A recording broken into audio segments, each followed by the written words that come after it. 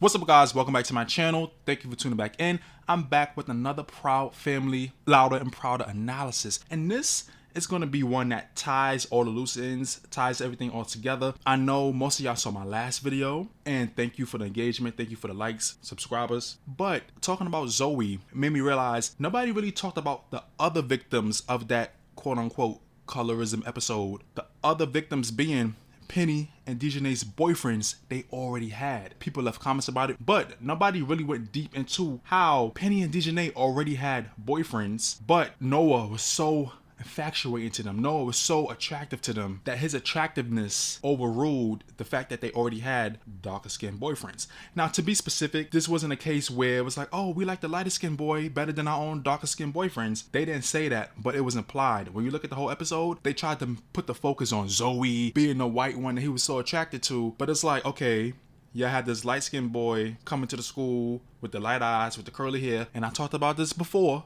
I'm gonna need a new dress because I know he's picking me. Keep in mind, both Penny and Dejanay already have boyfriends, but I guess they just don't compare to Noah, who they find more desirable and attractive. Old school. Boy, bye. Noah suddenly makes a grand entrance, and I want to key in on how the producers knew to make him light-skinned with lighter eyes and curly hair. As in the black community, that's considered the genetic jackpot to some. Even compared to Kareem and Darius, Penny and Dejanay's boyfriends with darker skin tones. Darius even having lighter eyes himself. You see, they didn't care that they already had boyfriends. The fact that Noah was so cute to them was all it took for them to push their boyfriends to the side like they didn't matter. Honor things? He is so cute. Okay, forget y'all. I want him to like me. I want his attention. Jumping in his face while they're at the lunch table with them. Kareem, Penny's boyfriend, he was introduced earlier in the season. Last season, he's supposed to be a tall basketball player. In most aspects, Penny liked him. You know, he could be considered attractive in that sense, where he was a tall basketball player. So have it. He had his height. That was the thing that made him stand out, per se. And then you had Darius, Dejanay's boyfriend, the Haitian sensation. And they did have their little problems because Dejanay found out Darius was trying to use her work to cheat. But obviously, you can see they were still together. Dejanay still had like a little attitude with him, but they were still together. They still sitting next to each other. From what we could assume, they were still dating, especially when we saw them dance together at the end. What's one of the things that made Darius stand out? He was darker skinned, but he had the light eyes. He didn't have dark brown eyes because for some reason, we all know this.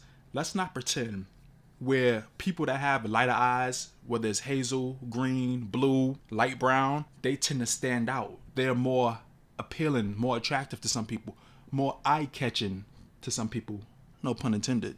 But even his light eyes couldn't save Dejanay from just rejecting him to jump in Noah's face just to be rejected for Zoe. And to go deeper into this, I've seen many comments. I was like, oh, I don't think that was the case. You know, he was a light-skinned guy, but it's the fact that he was a celebrity. That's why they were going so crazy over him. I'm like, okay, he was a celebrity. That was a big thing. You know, people go crazy over celebrities. They're teenage girls. I know every teenage girl has had that moment of, you know, going crazy over whether it was a boy band or a singer or an actor, whatever the case is. But I got a question for y'all. If Noah looked like Myron Lewinsky, do y'all think they would have been going crazy over him? And this is where I want to talk about the featurism of it all. Where you could be like, featurism, oh, another ism word. Featurism is rooted in colorism in a way, especially within the black community, especially within a lot of communities where certain features are praised and put above others. And other features are like, the regular degular, nothing too exciting, nothing to go crazy over.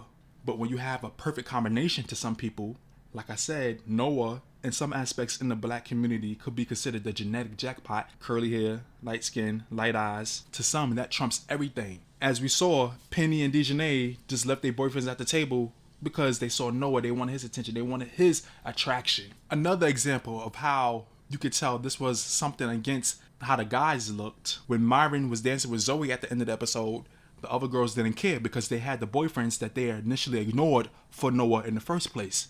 Oh my God. They didn't care about Zoe dancing with Myron because they were never attracted to Myron. Look at the difference between Myron and Noah. Myron's supposed to be the nerdy one, buck teeth, big glasses, the Frederick Douglass hairstyle. And then you look at Noah, curly hairstyle, you know, sharp eyebrows, the lighter eyes, the lighter skin. They purposely designed Noah to look that way.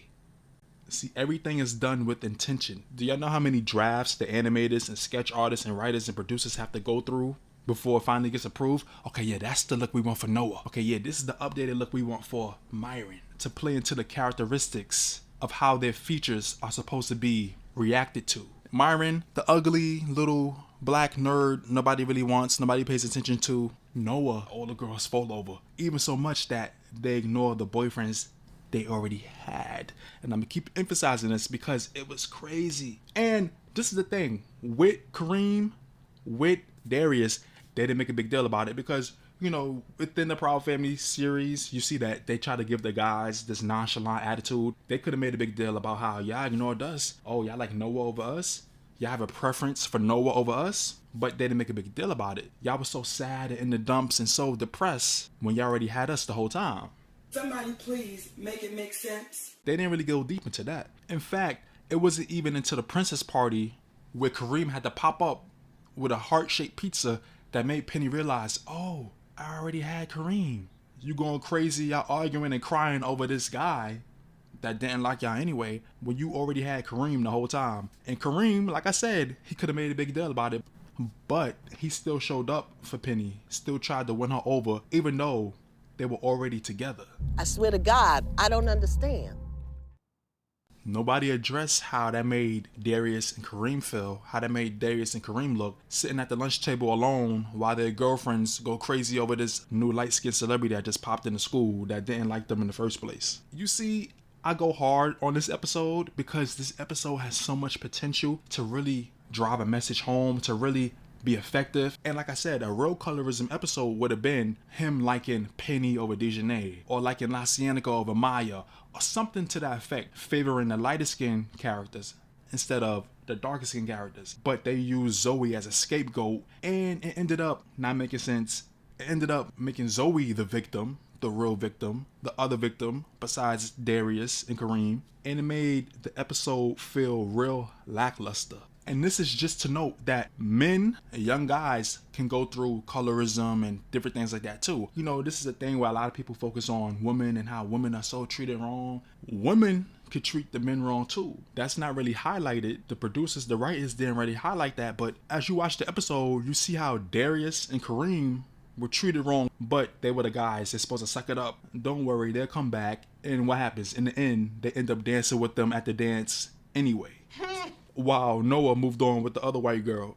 So like I said, me reflecting back on the episode, this was just me honing in on that specific fact that Darius and Kareem got done wrong too, but nobody really talked about it. Nobody really highlighted it like that, like this. And here's to hoping that they do better with the storylines and the plots for season 3, which is coming out pretty soon. So anyways, guys, thank you for watching. Thank you for listening. And I really want to know, what did y'all think about the way Penny and Dejanay did their own boyfriends, Kareem and Darius? How do you think they were supposed to feel? What do you feel about the treatment they got? Do you feel like that was a form of colorism? Them ditching the darker skinned boyfriends for the new light skinned celebrity? Even though it wasn't directly said, it was still inferred. And when it comes to the colorism and the featurism and that whole dynamic of attractiveness when it came to the guys versus Noah, Darius, Kareem, and Myron versus Noah, how do you think that all played out in this episode? And how do you think that reflects real life? Because sometimes guys can go through these things too, but nobody really talks about it. And again, for season 3, what are you hoping they improve on? And what topics would you like for them to cover? Please don't forget to comment, like, subscribe, hit the notification bell. Thank you for watching and listening. I'll see y'all in the next video.